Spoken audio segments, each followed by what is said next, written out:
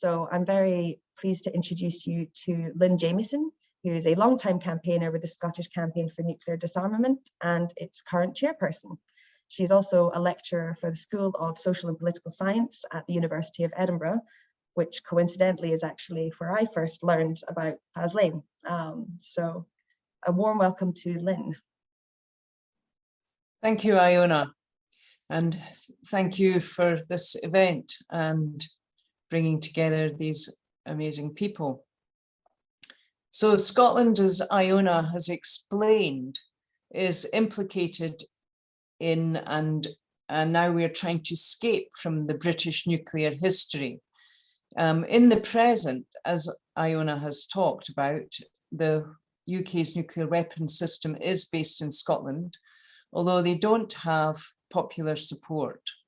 The use of Scotland to host nuclear weapons has always attracted pretty significant opposition, but it's only really in relatively recent years in the history of nuclear weapons that this has translated into a commitment to a nuclear-free Scotland by our elected representatives. So most of the main political parties in Scotland now oppose nuclear weapons. The current SNP government, with the support of the Greens, the Scottish Greens, are committed to an independent Scotland that would be a nuclear-free Scotland.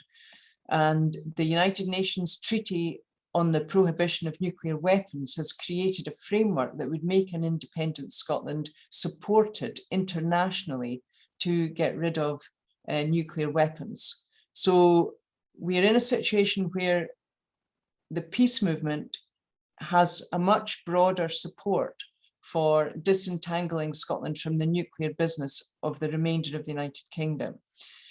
However, we've got to also, I think, acknowledge our history and indeed our present in terms of how we are also still contributing as a society to the nuclear industries through politicians, armed and civilian personnel, contractors, financiers, contributing still to the ongoing harms. And the work of our sort of collaborators, organizations, the Campaign Against the Arms Trade, Don't Bank on the Bomb, have tried to bring to the fore the way that Scottish society is still entangled in the business of producing nuclear weapons as manufacturers, marketers, and so on. But we also, I think, need to know our own history. And this session, in collaboration with people from Australia who were at the more harmed end of our history of nuclear weapons, is really important in that sense.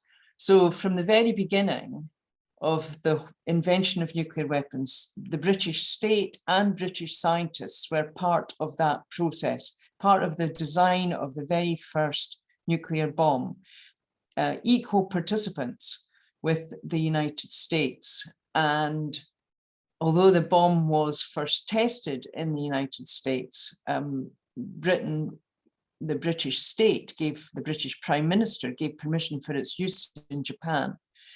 And that initial collaboration at the time, the British had imagined, the British state had imagined would continue, but the United States passed the United States Atomic Energy Act of 1946, often called the McMahon Act, which forbade passing restricted data to American allies. And partly because of fears about spying in Britain, partly because of wishing to have a complete monopoly, the United States explicitly for a period would not share nuclear technology anymore. And Britain, the mentality of the British state, a state that was still thinking in terms of empire and colonialism, was that this ultimate nuclear weapon, this ultimate weapon, had to be something that Britain maintained and Britain had to keep a, as they saw it, seat at the top table. And so went on to continue to develop its own nuclear weapons system, and this set of tests that began in 1952 in Australia. And in a sense, that business was as much about being seen on an equal footing with the United States as it was about worry about enemies. It was always that kind of big boy mentality, as Iona commented, a kind of patriarchal colonial mentality, which has still got its legacy, I would say, in the present, not just in British state, but in some elements of Scottish politics too.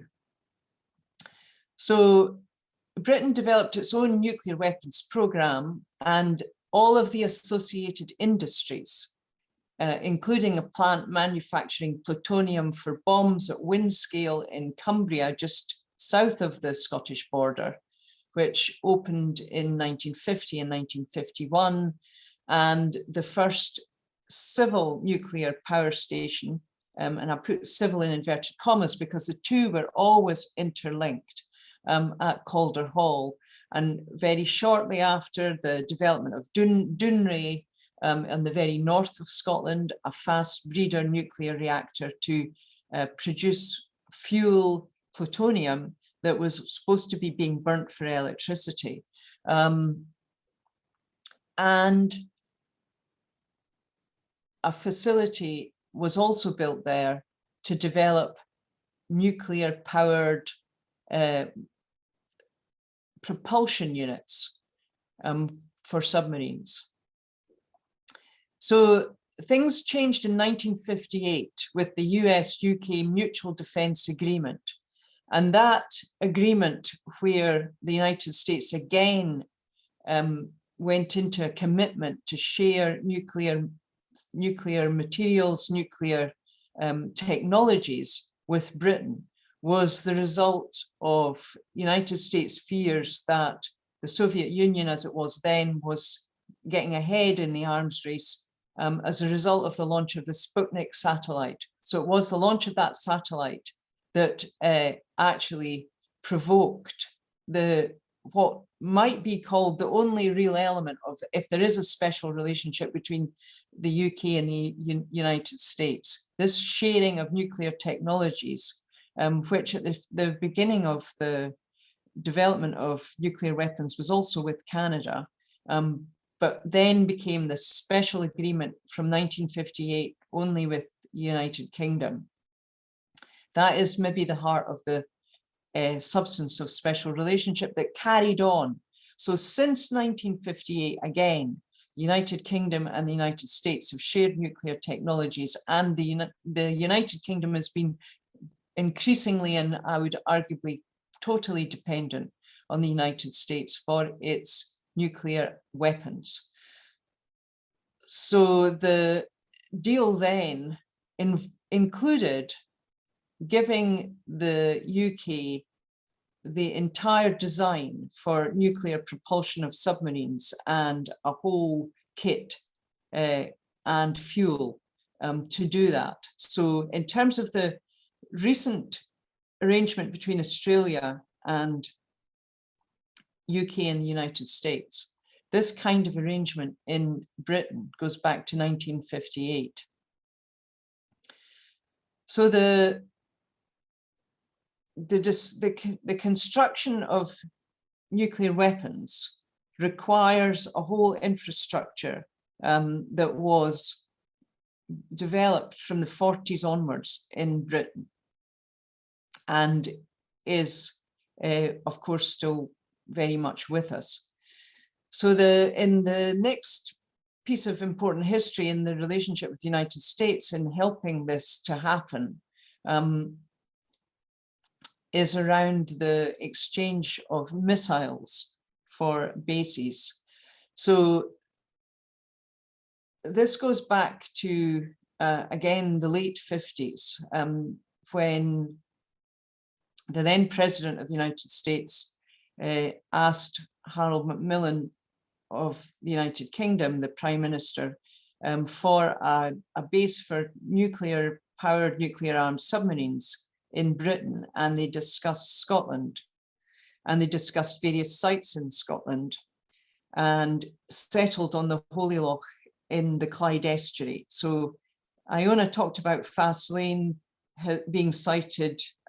It's actually, in some senses, downstream. As the Clyde opens out into a sea estuary, it's one of the sea lochs. It's on one of those sea lochs. The Holyloch is another of the neighbouring sea lochs in that estuary. And from the beginning of the 60s to the end of the 60s, the United States had a base there before nuclear armed submarines were on the Clyde.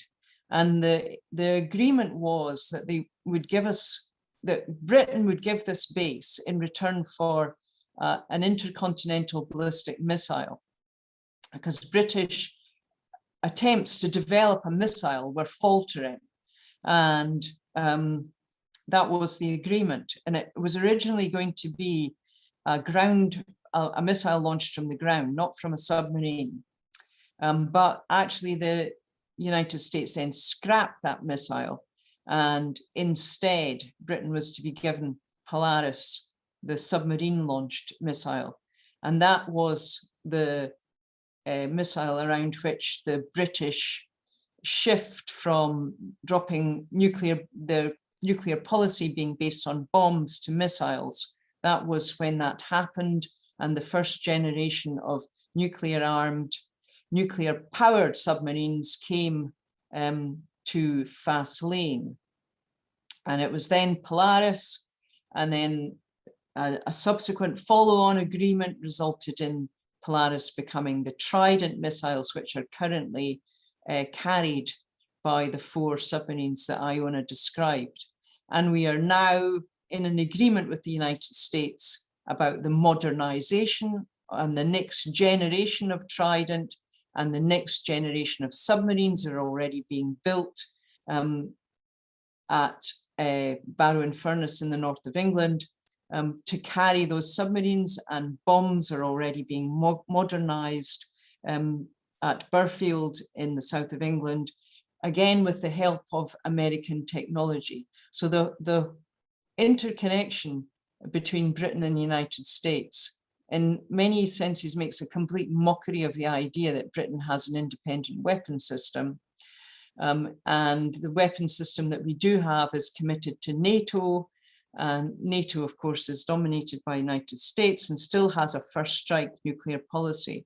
So we are in a situation where our country is hosting a weapon of mass destruction capable of ending life on the planet, and with a doctrine where we would be part of a system that is prepared to use that weapon first in a conflict, and still talking the language of deterrence, despite the fact that that is a complete and utter nonsense. The idea that you could destroy the world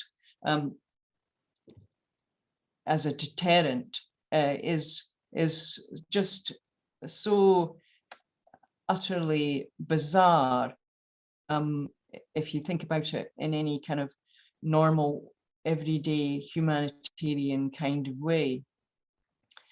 So the ongoing commitment to modernizing we have not yet succeeded in halting, but in the Scottish context, we have an opportunity, a kind of unique opportunity to become part of a route to disarmament if we were to become an independent state. And for that reason, the Scottish Campaign for Nuclear Disarmament supports the independence movement. It's not party political in that support. We don't favour any particular political party, but we do support the movement for an independent Scotland and a nuclear-free Scotland. The weapons system has contributed to the terrible harms of uranium mining and of nuclear testing.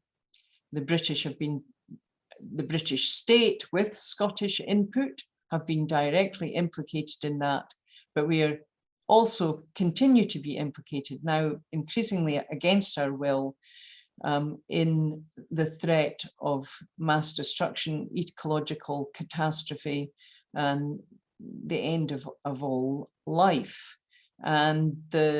But the everyday risk of accident is also there for the Scottish people and for the British people in the convoys that Iona has described that go up and down the roads, and also the nuclear discharges. All nuclear submarines that are nuclear powered use cooling water and occasionally discharge water into the sea, and sometimes accidentally discharge more than they would normally be allowed to do.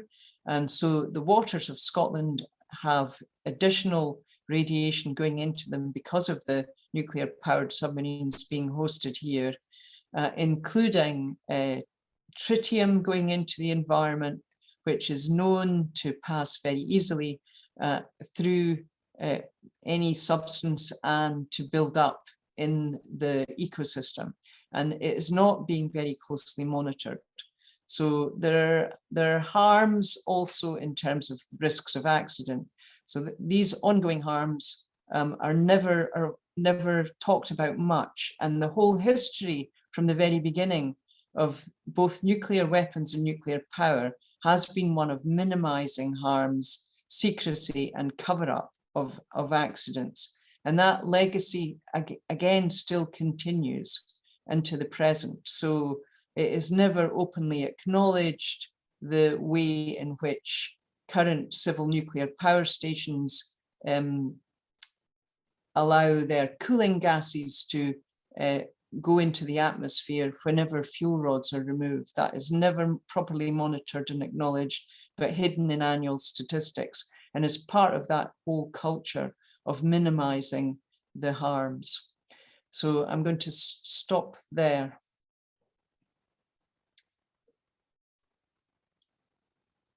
Thank you very much, Lynn. And if anybody has any questions for Lynn, I'm going to take individual questions for Lynn now, just to give our next speaker a little bit more time to get acquainted with the meeting.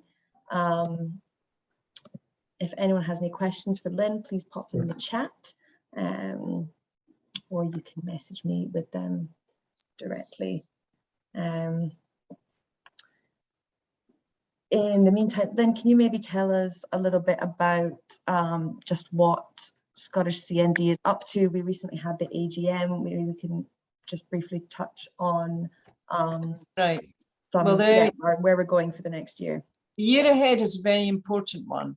We have in January, we have the review conference of the Non-Proliferation Treaty. And the Non-Proliferation Treaty, the United Kingdom is one of the original signatories, and we believe its increase in nuclear weapons, which Iona referred to, is a direct violation of the Non-Proliferation Treaty. And because one of the 3 pillars of that treaty is a commitment among the nuclear powers to take in good faith steps towards nuclear disarmament and leading to the complete abolition of nuclear weapons. The other 2 being the right to civil nuclear power and the agreement never to exchange nuclear technologies with non-nuclear states.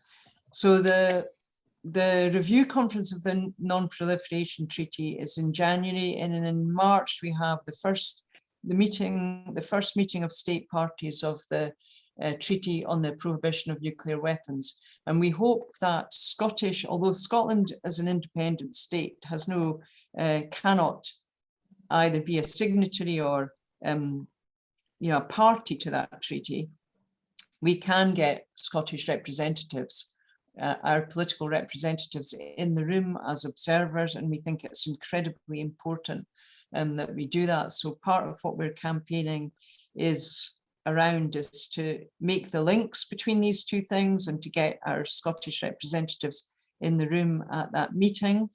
We have this year the anniversary, is it, I'm going to say 50-year anniversary, is that right? The Faslane anniversary, right? I'm getting confused. 40, we're not that old. Years, yes, we're not that old, 40 years. Sorry, I'm getting so old, I'm starting to lose count of the decades. The 40-year anniversary of the Faslane Peace Camp, which is a really, it's been there, I think is the longest running paying witness to a base camp, possibly in the world, I don't know. You should never make these claims without having done your homework really carefully, but it's certainly utterly deserving of celebration and support. And so we will be making a particular, we'll be listening to what we can do to help and support them and celebrate that. I mean, we'll take the lead from them, but we will be, they're an independent, free spirit organization, but we will be doing something to help and support, we hope. And then, of course, it's the 50th anniversary of the 1952 first nuclear test, British nuclear test, and we will certainly, this is part of us thinking about that in some ways, and Glasgow C&D are very attuned, and we will certainly be making particular efforts around that in Scotland. And we have all our normal routine activities, so we always mark Hiroshima and Nagasaki days and various other anniversaries, including Chernobyl, Fukushima, and throughout we're trying to make more connection, like trying to get people to understand the environmental catastrophe and as well as the humanitarian catastrophe of nuclear weapons. So in those nuclear tests, it's not often foregrounded, but there are descriptions from eyewitnesses of, beaches littered with dead turtles, of seas with dead fish, of birds with their wings burned off, horrible, terrible harms to animals that then actually are also passed on generationally in weakening of species, and sometimes even maybe causing, extinctions that are never properly monitored and talked about here. They may be where you are, but they are not here. And the more people can understand and know about that and remember about nuclear winter, and not be foolish about that and not think somehow that's, not such a bad thing in global warming, which some people are trivial enough to think, and really understanding that climate change and is not going to be solved by nuclear power, the legacy of waste that it has, and the way that that is so intertwined still with the nuclear industry, and why it's being promoted now is partly because of the nuclear industry and the need for that infrastructure. All of that is kind of, these are our sort of key messages that we're very much trying to get over. Thank you, Lynn. And I'm going to just hold the other questions until the end of this session, just because you touched briefly there on testing. And so I think that's the perfect time to bring in our next speaker, who is Auntie Sue Coleman Haseldine, who is a Kathaka Mullah woman. I think I butchered that, sorry, who has been at the forefront of the campaign to abolish nuclear weapons. And as a survivor of British nuclear tests at Maralinga and Emu Fields in Southern Australia, she has supported the international campaign for nuclear weapons by sharing her story and sharing her testimony from people with people around the world. So we're feeling very, very lucky to have her with us here today. She's on the phone, so we're just going to, and hopefully we'll be able to hear you now. Let's see if we can unmute you.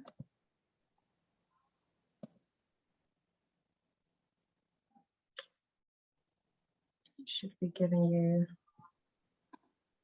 the option to unmute.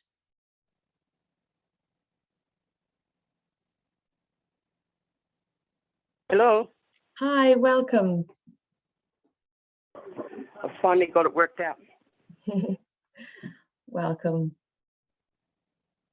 Thank you.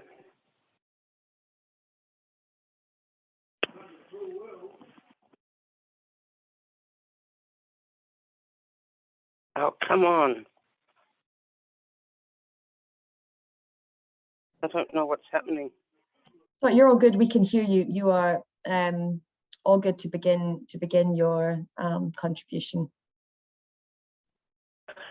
Sorry, my phone cut out for a minute then. I didn't hear the first part of your speech. Oh, sorry. Just to say, we can all hear you. You're all good, and you're good to fire away when you're ready.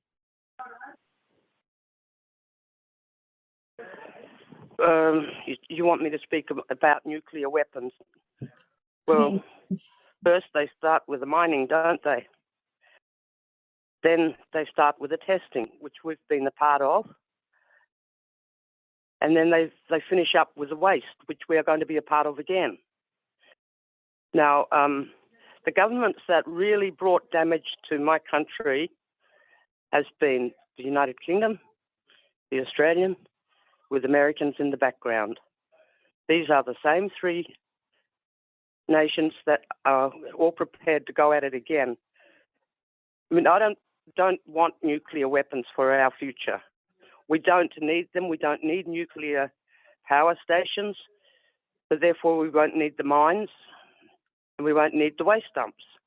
But also, you know, if you've got a nuclear weapon and you fire it on another country, what is the winner going to win? We all know who the losers are going to be, which will be all the people and the animals. But the winner won't have anything to celebrate because they'll just have destruction. And it doesn't matter which country that presses a button, we're all losers in the end because war of any kind is not the way to go about peace. And nuclear war, it will be the end of the world as we know it.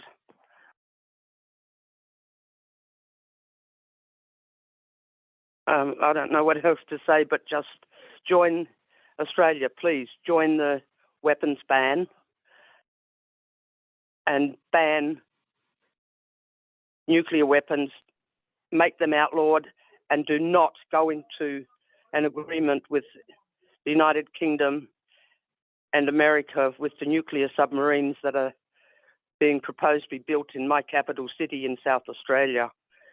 So it would appear to us that South Australia is the dumping ground, the testing ground.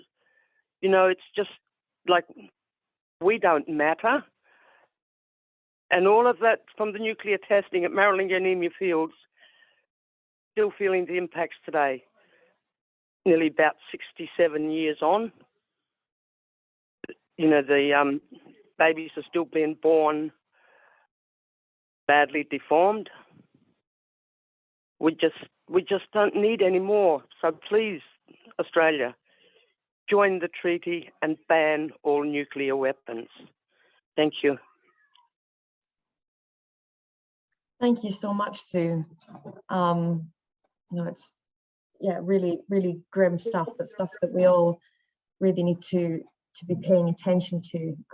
This way that the legacy is still being lived today, you know, generations on. And you've spoken about some of the ways in which it still lives on now. And what I mean, at the time when this happened, you obviously had the sort of the immediate impact of the tests and very little support, I imagine. Or what support you did have? Was there a fair amount of international solidarity? At the time of the testing, Aboriginal people didn't even know what was going on, neither did the rest of Australia, really. And we've only got support in latter years when things like thyroid diseases were starting to come and the different cancers were forming. And, you know, we didn't know about the silent killer falling amongst us all those years ago. But we've learnt over the years, and now we're fighting so that all that damage and heartache will not be repeated in the future. Our future generations deserve better. They deserve to be safeguarded. They deserve a clean world to live in without the fear of somebody pressing a button somewhere in the world. You know, they deserve better. And the animals, they deserve a big chance too, because they can't speak for themselves. So it's up to the people to speak for them as well. Is that okay? Absolutely, yeah. And I think we're gonna there's some fantastic mobilization that's been done in Australia with regards to that, which we're hopefully going to hear a bit more from Dave in a little while. In the meantime, I'm going to open the floor for questions for you, Sue. If any of our other panelists want to come in with any questions, and then I'll take it to the Q&A. We're very grateful for you for joining us so late, and we will let you go not before too long. Well, thank you for listening and caring. Oh, thank you for joining us and for sharing your experiences. Okay. Yep. Bye then. Does anybody take this to the Q&A? Oh. Yeah, I wonder if I could ask Dave Sweeney to talk about ICAN just briefly as a founding member of that extraordinary organisation. Yeah, thanks, Jim. Yeah, look, it's good to follow Arnie Sue and talk about ICAN, because the indigenous story, the First Nation story in Australia and around the world has been a really important driver in a lot of ICAN's positioning and motivation. And basically, ICAN is an initiative that grew out of the failure of the formalised structures to address the real challenge of nuclear disarmament and abolition. And as Lynn said in her earlier talk, that there's 3 pillars of the NPT.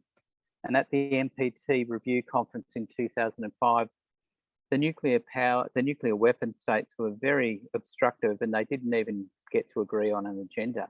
And it was profoundly disappointing. And there was a group of people, of whom I was one in Australia, predominantly in Melbourne, who were talking about what can we do to try and address this complete dysfunction at a formal international level, to try that is trying to see an end to these weapons. And the idea came through that what needed to happen with nuclear weapons was that, similar to biological and chemical and cluster munitions and other, they needed to be made unlawful. They needed to be made illegal. So the whole point of ICAN was a treaty to prohibit and eliminate nuclear weapons.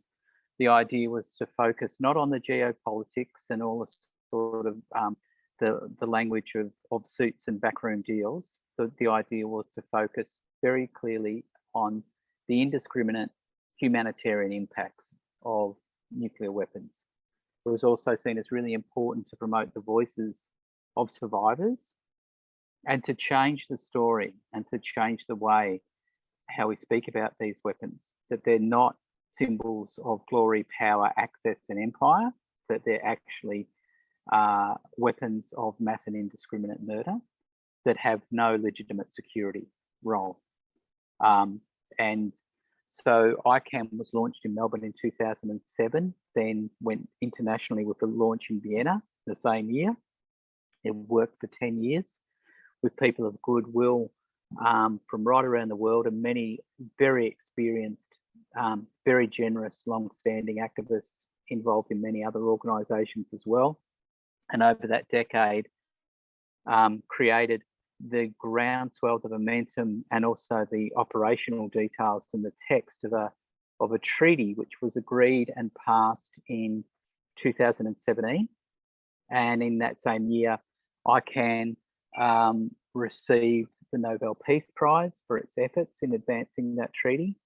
The treaty is really important. It prohibits nations from developing, testing, producing, manufacturing, transferring, stockpiling, or facilitating nuclear weapons on their country, or also prohibits nation states from assisting, encouraging, or inducing anyone else to undertake these activities. And importantly, given what we just heard from Arnie Sue and the experience so many places around the world with First Nations people right around the world, there are positive obligations in Article 6 of the treaty, which is about compensation, redress, recognition, repair of land. Earlier, Lynn spoke about nuclear weapons as you know, the apex of empire, and in many ways they are. If you look at it is very much the apex of the colonial project. France in North Africa and the Pacific, the US in Pacific and in First Nations lands, the Soviets in Kazakhstan, China in Tibet and Lop Nor, the UK in Australia and the Pacific. And we had, you know, a range of weapons tests on Sue's country and other people's country. There were 9 major nuclear tests in Maralinga and Emu Field. There were 3 major tests in the Montebello Islands off the coast of Western Australia. And disturbingly too, there were over 500 what they call minor trials, which was effectively where things were done. Plutonium was burnt. Trucks were pulled over, were turned over, set on fire to mimic what would happen if there had been an accident on a motorway in the UK. So massive disruption, massive cultural disruption, massive environmental degradation, massive contamination, widespread, and really profound and continuing environmental, cultural and health impacts. Yesterday, actually, Peaceboat and ICANN hosted a seminar called Nuclear Survivors. And Karina Lester, who the Lester family have been very strong advocates for nuclear abolition in Australia because of the experience of their family from the Emu Fields test. She spoke really powerfully there. And Karina and Arnie Sue are both ICANN ambassadors. And I think what we see is that, that it is actually really pivotal to hear and honour these stories, to ensure that they're not replicated and to ensure that there's justice and redress. And that's a really fundamental part of the ICANN mission. And that will be a really key focus too of that meeting of state parties, like Lynn said again, in middle March in Vienna. So it is a good news story in the sense of like it has crystallised. It is built on the shoulders of giants, of so many people that have done so much for so long. It has crystallised that concern. It has given it a sharp focus in a way that changes the way we speak and think about these weapons, and hopefully will change and shrink the space that these weapons have to exist, and that they'll be seen for what they are, weapons of mass destruction that have no place in a civilized or indeed a continuing world. So thanks for the opportunity to mention that, but it is amidst the gloom of nuclear weapons, it is one of those really clear pathways. And it is so important to recognise that people swagging out, sleeping in a tent outside Faslane, people tracking the operations of an extractive company in the Australian desert, people arguing in the corridors of power in Geneva and New York, all of those things are braids and links, Gulliver-like, that we will use to tie down this sector. Thank you so much, Dave. That was brilliant. If I could just very briefly, oh, sure. Sorry, if I could just briefly say that one of the impacts of the Treaty on the Prohibition of Nuclear Weapons is making finance companies more wary about investing in nuclear weapons, and that's already happening here in the United Kingdom with the company called Serco. So that's another way in which it's translating into an impact even on nuclear states that are not otherwise apparently paying attention. It will make them pay attention. So thank you again.